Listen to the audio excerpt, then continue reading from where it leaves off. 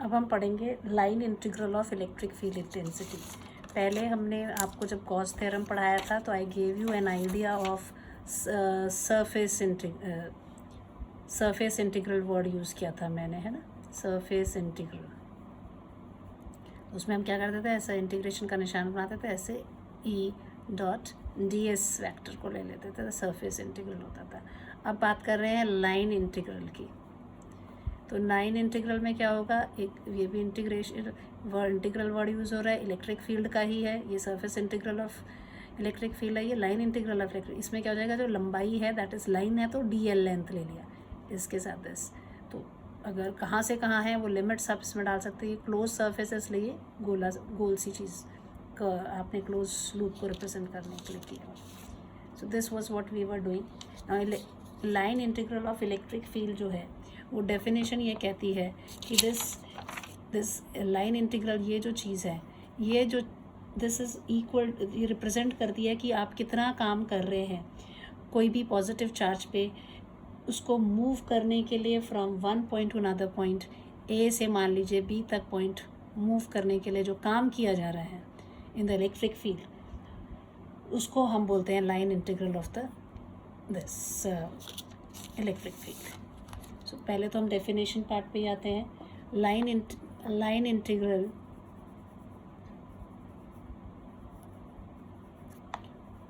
Of electric intensity या electric field intensity बोल देते हैं, फील्ड इंटेंसिटी। कई बार शॉर्ट में इंटेंसिटी वर्ड यूज़ करते हैं because we are interested in कि जो इलेक्ट्रिक फील्ड की इंटेंसिटी वो कितनी है, is represented as work done on a unit positive charge in moving it from one point to another point in the electric field।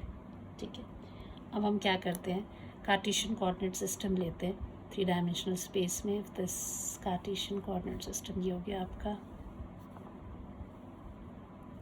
ओ, इसका origin हो गया, यहाँ पे आपका सोर्स चार्ज हो गया, this is X Y Z, O is the origin, A से B तक मान लीजिए जो यूनिट पॉजिटिव चार्ज उसको हमने मूव किया, किसी इंस्टेंट पे मान के चलते हैं कि वो पॉइंट पी पर है। ठीक है, हम थोड़ा सा छोटा सा डिस्प्लेसमेंट लेंगे, फिर उसको इंटीग्रेट कर देंगे ए से बी तक कितना है। ये सीधी लाइन जो है इसको ज्वाइन करेगी, ये इसकी पोजीशन वेक्टर बता रही है। इस डायरेक्शन में दिस इज़ पॉइंट पी, तो इसी डायरेक्शन में आपका जो इलेक्ट्रिक फील्ड है और जो फोर्स है ये इधर को एक्ट कर रहा होगा। The electric field is also going in this direction radially outward, region से होता हुआ। So here what you are having is let plus Q is a source charge of the field. ठीक है, जिसने ये फील्ड बनाया उसकी बात हो रही है। ओ क्या है, ओरिजिन, किसका ओरिजिन है, ऑफ कार्टेशियन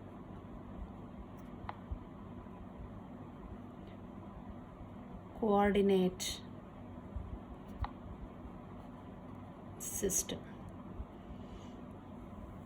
ए बी आपका क्या है, this is any path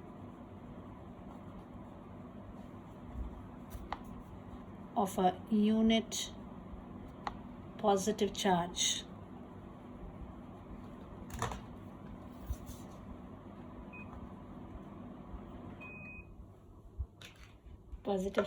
in the electric field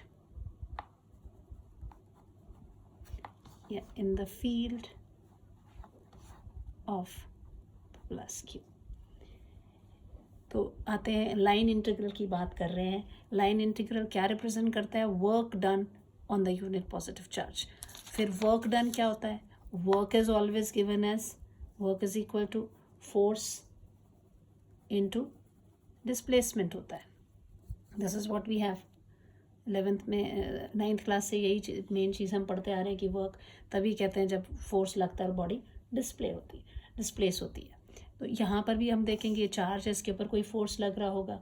तो अब कितना फोर्स लग रहा है वो कैलकुलेट करना पड़ेगा. तो ये लाइन इंटीग्रल इसको रिप्रेजेंट करती है. हम डायरेक्टली ले लेते हैं कि work done to move it from A to B move करवा देते हैं. This work done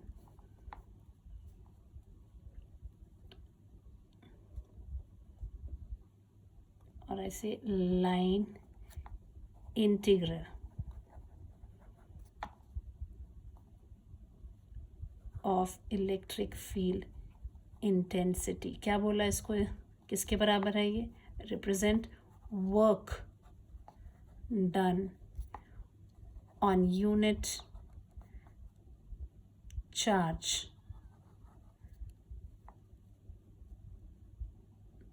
to move from A to B in field of plus Q. जो ये चार्ज है. This is equal to what? Work done. So work done that is W से A से हम B तक उसको मूव कर रहे हैं. Which will be equal to what? Integral of small work for small work done during small displacement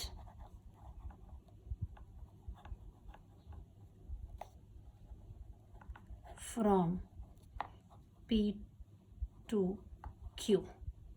ये आपका P पॉइंट है, ये आपका मान लीजिए Q पॉइंट पे तक ये जाता है. P to Q पॉइंट इसने मूव किया. This DL is the small displacement, right?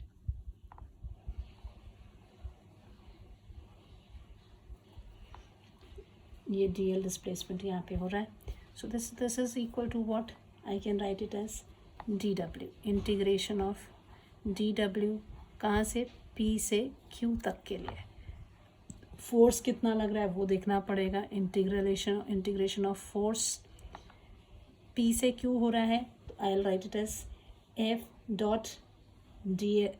कितना डिस्प्लेसमेंट है? P to Q DL distance. So it will be F dot DL vector. अब F कितना है और DL कितना है? तो फोर्स इसके ऊपर P पॉइंट पे जो फोर्स इसको लग रहा होगा उसकी वैल्यू कितनी होगी? That force will be equal to your, because reason यहाँ दे देते हैं. F force acting on the unit positive charge at P. F at P at point P जो फोर्स इसके ऊपर एक्ट कर रहा है that is given as 1/4 pi epsilon 0 Q into 1. एक चार्ज हो गया आपका ये वाला और यूनिट चार्ज है वो upon R² into R cap. ये सिंपल हम लोग कौन सा कूलम्स लॉ से इसको कर दिया है. सो फोर्स की वैल्यू आपकी इतनी हो जाएगी. सो यहाँ पे भी आपको फोर्स को हम क्या लिख सकते हैं? फोर्स की वैल्यू तो इतनी है, but here this force can be written as charge into electric field. तो चार्ज कितना है? Charge dot electric field intensity dot DL है. Charge is unit. I will write it as 1 EDL, right. So E vector DL vector और E की value जो है, E जो होता है that is F upon charge. So force कितना है? 1 upon, this is the vector, 1/4 pi epsilon 0 Q upon R² R cap. This is what we have. Now this will be equal to what I can write this as line integral EDL। और ये कहाँ P से Q जा रहा है, इसको integrate कहाँ से कहाँ तक करना है, ये तो स्मॉल के लिए इतना लिखा है, small work, integration of small work from A to B, A to B तक जा रहे हैं, A to B, A to B, A to B, A to B. So this is what I have, this dot TL, E dot TL. So what is line integral of electric field is equal to E dot TL.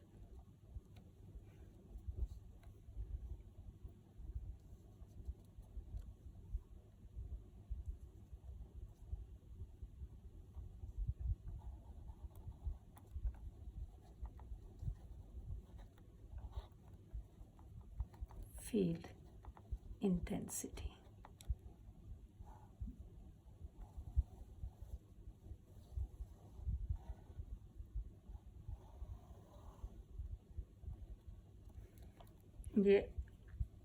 ये हुई A से B की तरफ जा रही है। बाद में हम इसको ये बोल सकते integral A to B S, basically line integral हमने ये बोल दिया था कि रिप्रेजेंट ही करता है वर्क डन एक पॉइंट से दूसरे पॉइंट पे जाना, और हमने पाथ भी जो है A से B लिया हुआ था। Line integral of electric field intensity is represented as work done on the unit charge to move from one point to another. हमने A और दो B पॉइंट कंसिडर कर लिया था। सो WAB work move from A to B। अब A से B direct पूरा निकालने की बजाय हमने क्या किया, इसको कर दिया integral of small work done during small displacement from P to Q, that will be DWPQ। उसमें फिर फोर्स और डिस्प्लेसमेंट की बात की, डिस्प्लेसमेंट इतना तो चार्ज इनटू इलेक्ट्रिक फील्ड यानी E dot DL आ गया।